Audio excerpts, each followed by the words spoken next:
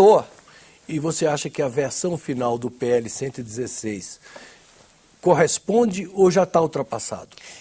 Eu acho que o PLC 116 ele é um pedaço desse todo. Por quê? Porque ele é focado num serviço específico, que é o serviço de acesso condicionado, que eles chamam assim, que na verdade são os serviços de TV por assinatura, que hoje crescem no Brasil, tem uma importância muito grande, são serviços cada vez mais convergentes, é verdade, mas é um pedaço.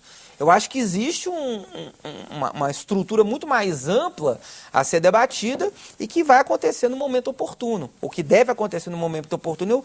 Eu deposito muita esperança que o marco legal possa representar esse grande debate em relação a preparar o país, porque o país ele sabe onde ele quer chegar. O Brasil sabe hoje onde ele quer chegar, ele tem clareza disso. Só que ele sabe que os desafios são imensos e precisa estar preparado para isso. Eu acho que esse marco pode colaborar muito nesse sentido. E por que certos setores empresariais resistem ao PL 116 e mesmo ao marco regulatório geral? O PLC 116, vamos falar que é um caso mais concreto, mas ele é representativo em relação ao marco como um todo, ele traz uma coletânea de interesses. Então vamos tentar abrir aqui um pouco esses interesses. Eu tenho interesses das empresas concessionárias do serviço de telefonia que querem operar o cabo. Eu tenho interesse das atuais operadoras de cabo, que querem tentar manter a sua estrutura. Você tem as empresas de radiodifusão, que têm uma atuação direta nesse segmento, como fornecedoras de conteúdo, algumas delas inclusive participando direta e indiretamente em operações de cabo. Você tem produtores independentes, que querem ter os seus conteúdos disponibilizados e distribuídos.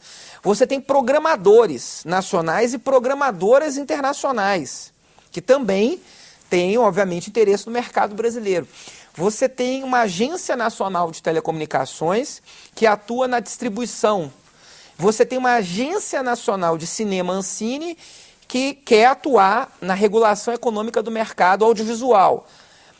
Então, na verdade, você tem ali um emaranhado de interesses. E quando você tem esses interesses, é muito difícil, ou é praticamente impossível, você ter um projeto que agrade todo mundo, mas o importante é que não desagrade todo mundo, ou seja, que nós consigamos obter alguns acordos. Esses acordos vêm sendo construídos ao longo dos últimos anos, mas não tem sido fácil, né? Então, por exemplo, vai ser permitido às grandes operadoras de telefonia produzirem conteúdos de TV de assinatura? E veicularem isso nas suas redes? Na proposta que se encontra hoje do PLC 116, tem um dispositivo que veda essas empresas a fazerem aquisição de conteúdos de interesse nacional. Né? Então elas estariam proibidas de fazer, inclusive de contratar talentos, salvo se for para uma questão publicitária, evidentemente para fazer a publicidade dos seus próprios produtos e serviços. Então realmente tem uma divisão muito clara de que as empresas de comunicação social, radiodifusores em especial, querem preservar sua atuação no mercado de produção de conteúdo e as empresas concessionárias entrariam nesse negócio como distribuidoras, aquilo que elas efetivamente fazem hoje melhor, que é levar o determinado tipo de informação, conteúdo, distribuir para os assinantes de um modo geral. E quanto ao novo marco regulatório que está no âmbito do Ministério das Comunicações, o ministro Paulo Bernardo, que recebeu da gestão do ministro Franklin uma proposta, e essa proposta está sendo discutida. Esse novo marco regulatório, na sua opinião, ele vai criar uma nova entidade, uma nova agência para cuidar da regulamentação dos conteúdos dos canais de TV? Nós temos que tomar muito cuidado quando a gente fala de regulação de conteúdo. Uma coisa é regulação de conteúdo, outra coisa é regulação do conteúdo. Antes de mais nada, qualquer regulação do conteúdo deve ser execrada. E jamais foi a proposta apresentada, até porque seria inconstitucional. Então, acho que ninguém vai perder tempo apresentando uma proposta... Porque seria censura. Um retrocesso. O que censura é? Censura, na verdade, quando você proíbe alguém ou autoriza alguém previamente, de uma forma editada, a veicular ou não um determinado tipo de informação. Isso é censura. é você não ter a possibilidade de se manifestar, de expressar, de levar essa informação. Isso está longe de qualquer proposta, nunca foi proposta. Uma outra coisa, isso está no PLC 116. Quando você tem uma política de cotas no PLC 116, o que é uma política de cotas? Garantir um espaço para o conteúdo nacional, garantir um espaço para o conteúdo independente brasileiro, isso é atuação no mercado de conteúdo. Eu prefiro chamar de audiovisual, porque conteúdo parece o elemento da informação propriamente dita. E, na verdade, nós estamos falando de uma indústria. Uma indústria que gera dinheiro, que emprega, e que certamente nós temos aí um mercado importante no Brasil, um país criativo, que teria efetivamente uma capacidade de desenvolver bons conteúdos, né, para serem distribuídos nos diversos canais. Isso é uma coisa, isso é um mercado, isso é econômico. Então, você tem uma regulação voltada para esse tipo de mercado. Vários países têm isso, principalmente na Europa, né? Você tem ali agências reguladoras que atuam nesse enfoque. Por exemplo, vou dar um caso, existe regulação de conteúdo no Brasil? Hoje existe. Por exemplo, a classificação indicativa, que é, na verdade, uma orientação do Ministério da Justiça em defesa da criança e do adolescente, porque tem o Estatuto da Criança e do Adolescente. Quer dizer, determinados tipos de conteúdo não são aconselháveis a serem veiculados em determinados horários. Perfeito. Então, é uma classificação indicativa, que não é censura. Tá. Né? Então, você tem uma liberdade.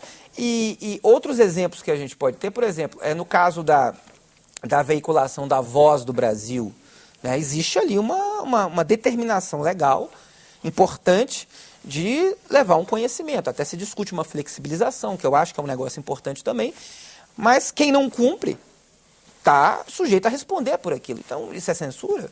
Não acho. E qual é a sua expectativa de que tanto o PL 116 como o marco regulatório sejam debatidos e aprovados ainda este ano? Eu acho pouco provável o marco regulatório, o marco legal ser aprovado esse ano. Até porque ele tem que ser, obviamente, tratado dentro do Executivo. O ministro Paulo Bernardo e outros ministérios, eventualmente, que ele considere importante a participação, tem que discutir o projeto. Esse é um novo governo, né? Apesar da continuidade, é um novo governo, e tem ali suas propostas, evidentemente, e tem suas considerações a colocar. Isso tem que ser encaminhado ao Congresso. Eu agradaria muito, me agradaria muito se isso fosse, eu acho que o ministro, inclusive, já colocou isso, se isso fosse disponibilizado para uma consulta ampla à sociedade na internet. Acho importante. Se não, né? Por quê? Até para colocar, até para deixar de uma forma explícita que não tem nenhum tipo de pegadinha ou de maldade, até porque isso tem que ser discutido no Congresso. Depois de feitas essas considerações, encaminharia, aí passaria pela Câmara, aí com toda a sua tramitação, ou pelo Senado, com toda a sua tramitação. Eu acho que isso demanda algum tempo e tem que demandar algum tempo. A sociedade precisa amadurecer, não pode ser feito um negócio afogado. Já o PLC 116, ele tem uma relativa diferença, porque na verdade ele já vem de uma discussão lá da Câmara e está numa fase bastante avançada de debate aqui no Senado. A expectativa é de que ainda esse ano seja aprovado. Se for, eu acho excelente. Eu acho que traz um novo elemento, um dinamismo a esse mercado, e é isso que a gente está precisando para desenvolver mais esse setor. Muito obrigado pela entrevista. Eu que agradeço. Vocês acabam de assistir uma entrevista com o Dr. Marcelo Bechara, procurador-geral da Anatel. Os telespectadores que quiserem encaminhar sugestões, comentários ou críticas, podem fazê-lo acessando o nosso portal www.senado.gov.br/TV. Até um próximo Cidadania.